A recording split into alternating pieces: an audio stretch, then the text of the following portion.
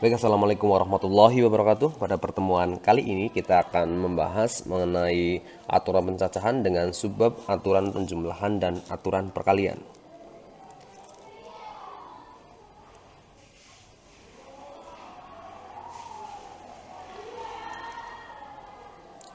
Kompetensi dasar yang akan kalian dapatkan adalah seperti itu ya. Bisa dibaca sendiri dan pengalamannya juga bisa kalian baca sendiri ya.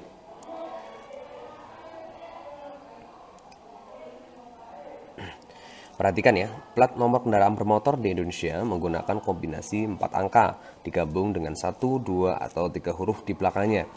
Adapun 1 atau 2 huruf di depan hanya berfungsi sebagai petunjuk wilayah di mana mobil itu didaftarkan plat nomornya. Sebagai contoh, huruf A, B menunjukkan wilayah daerah istimewa Yogyakarta, B untuk wilayah DKI Jakarta dan sekitarnya, dan sebagainya. Tahukah Anda berapa maksimal banyak kendaraan bermotor yang dapat menggunakan plat nomor tersebut di suatu wilayah? Misalkan di daerah istimewa Yogyakarta. Jika yang pertama, semua kombinasi termasuk misalkan AB0000A boleh digunakan. Yang kedua, semua kombinasi yang memuat 0000 tidak boleh digunakan. Yang ketiga, semua kombinasi yang memuat 0000 atau huruf di belakang CD tidak boleh digunakan karena CD atau dalam bahasa Inggris Corp Diplomatic khusus digunakan untuk kendaraan para diplomat asing. Ya, dari sini nanti kita akan menggunakan aturan perkalian ataupun aturan penjumlahan untuk menyelesaikan masalah tersebut.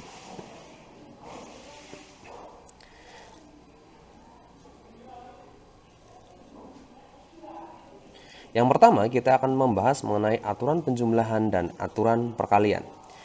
Banyak kejadian atau suatu peristiwa atau percobaan, misalkan kita melempar sekeping uang logam.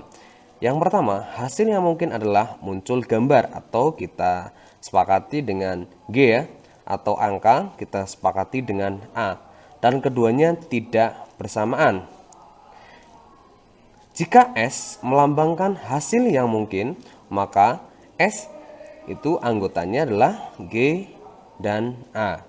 Yang ketiga, semua kemungkinan harus dari suatu peristiwa disebut sebagai ruang sampel.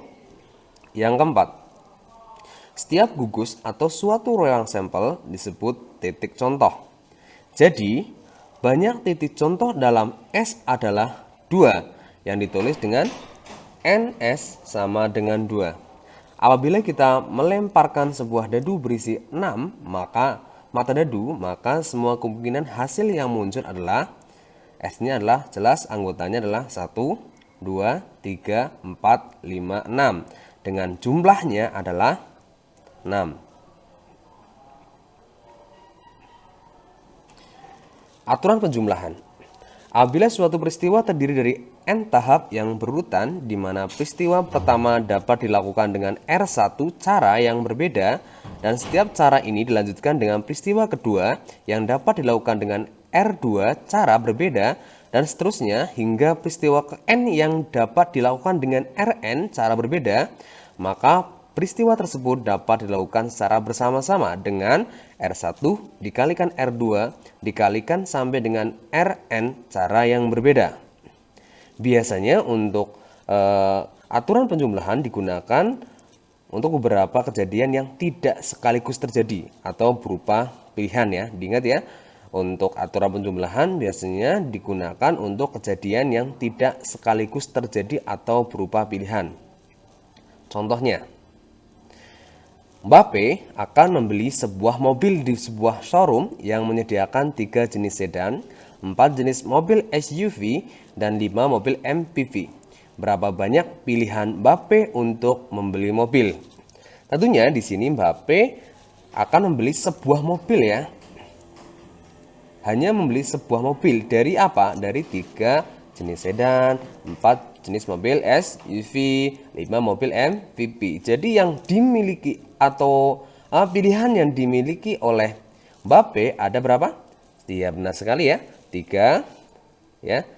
3 ditambah 4 ditambah 5 atau sama dengan berapa? 12 pilihan. Oke, kita masuk ke contoh yang kedua ya. Diki hendak mendengarkan lagu yang terdiri dari 6 lagu dangdut, 10 lagu pop, dan 5 lagu rock. Berapa banyak cara Diki memilih lagu yang akan didengar? Seperti yang kalian ketahui bahwa memilih lagu gitu ya. Memilih lagu ya atau kita mendengarkan lagu itu tidak bisa mendengarkan satu lagu secara bersamaan ya. Bisa dimengerti ya. Jadi untuk mengerjakan ini ya, tinggal kita jumlahkan aja seperti yang tadi. 6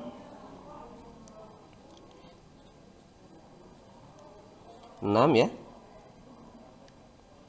6 ditambah dengan 10 ditambah dengan 5. Itu sama dengan berapa? Sama dengan, ya benar sekali, 6 ditambah 8 ditambah 5 sama dengan 12 pilihan. Berikutnya untuk aturan perkalian ya. Aturan perkalian, apabila suatu peristiwa terdiri dari n tahap yang saling lepas, di mana peristiwa pertama dapat dilakukan dengan R1 cara yang berbeda, peristiwa kedua dapat dilakukan dengan R2 cara yang berbeda, dan seterusnya hingga peristiwa Kn yang dapat dilakukan dengan Rn cara yang berbeda, maka total peristiwa tersebut adalah R1 ditambah R2 ditambah R3 ditambah Rn cara yang berbeda. Biasanya aturan perkalian digunakan untuk kejadian yang sekaligus terjadi.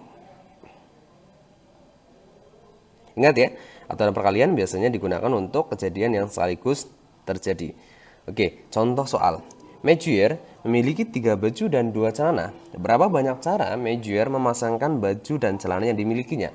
Ingat, ketika Mejuer mau menggunakan baju, mesti dia akan memakai baju juga memakai celana. Nggak mungkin dia cuma pakai baju tapi nggak pakai celana atau sebaliknya. Jadi ini menggunakan aturan perkalian ya, karena harus memilih 2 atau lebih atau ya, tidak bisa dipilih-pilih.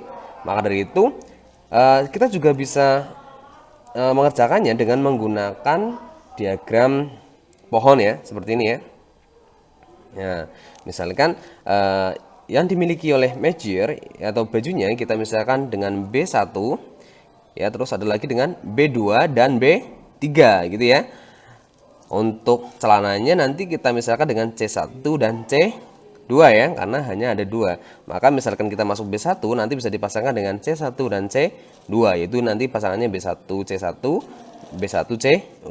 Kemudian untuk celana yang kedua atau baju yang kedua maaf ya, nanti bisa kita pasangkan dengan celana 1 dan juga celana 2, maka hasilnya B2 dan C1. Begitupun dengan baju yang ketiga, yaitu nanti bisa kita pasangkan dengan celana 1 dan juga celana 2 menjadi B3 C1 B3 C2. Jumlahnya berarti ada berapa? Ya, ada 1 2 3 4 5 6 ya. Ada 6 cara memasangkan, atau jelas ini kita gunakan dengan menggunakan apa? Aturan perkalian, yaitu tinggal kita kalikan ya. 3 dikalikan 2 sama dengan berapa? Ya, 6 cara. Bisa dimengerti ya? Oke, kita lanjutkan. Untuk contoh yang kedua. Lapu-lapu memiliki 6 kemeja, 6 celana, dan 3 sepatu. Berapa banyak cara lapu-lapu memasangkan pakaian dimilikinya? Jelas ya, ketika lapu-lapu ingin memakai ini berarti dia harus memakai kemeja, celana, juga sepatu. Ini jelas menggunakan aturan perkalian ya, bukan menggunakan aturan penjumlahan. Maka tinggal dikalikan ya. Berarti berapa? 5 dikalikan berapa? 6 dikalikan 3 sama dengan berapa? Iya, betul sekali. 5 kali 6 30 ya. Kalikan 3 berapa? 90. Berarti ada 90 cara. Bisa dimengerti? Ada yang bertanyakan? Oh, oke, kita lanjutkan lagi ya. Berikutnya, contoh yang ketiga. Dari kota A menuju kota C harus melalui kota B. Kota A, kota B dihubungkan oleh 3 jalur berbeda. dan kota B ke kota C dihubungkan oleh 4 jalur berbeda. Berapa banyak cara Leslie dapat pergi dari kota A ke kota C? Dari jalan ini kita bisa ilustrasikan dengan gambar sebagai berikut ya. Nah, seperti ini ya. Ini adalah misalkan dari kota A ke kota B, kemudian dari kota B ke kota C ya. Ingat, dari kota A ke kota B itu ada berapa cara? Ada 3 cara ya. 1, 2, 3. Terus dari kota B ke kota C ada 4 cara. 1, 2, 3, 4. Berarti sudah ya. Dari sini kita bisa menggunakan aturan perkalian. Dari A ke B kita ada berapa cara? 3 cara ya. Dari B ke C ada 4 cara ya. Maka hasilnya 3 kali 4 sama dengan berapa? 12 cara. Berikutnya,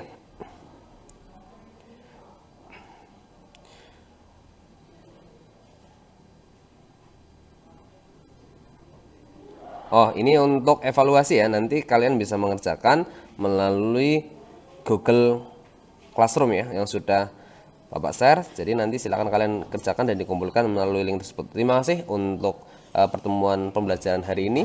Saya tutup. Assalamualaikum warahmatullahi wabarakatuh.